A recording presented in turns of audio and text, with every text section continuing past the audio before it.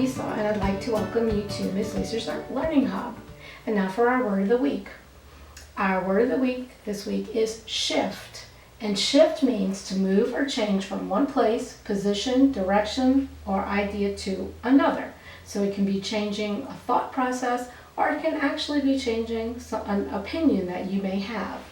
So some synonyms, or things that are the same, would be to move, to transfer, or to adjust.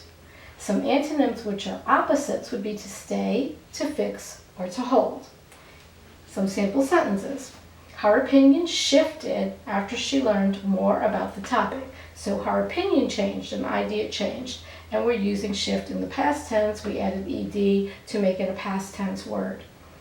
Another example, the teacher asked the students to shift their chairs closer to the front. To shift, to move. So we're taking the chairs from one place and we're moving them to another. So you can see some of the different meanings for the word shift.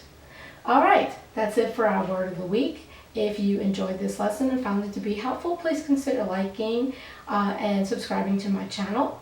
Let me know what you think in the comment section, and I'll see you in the next one.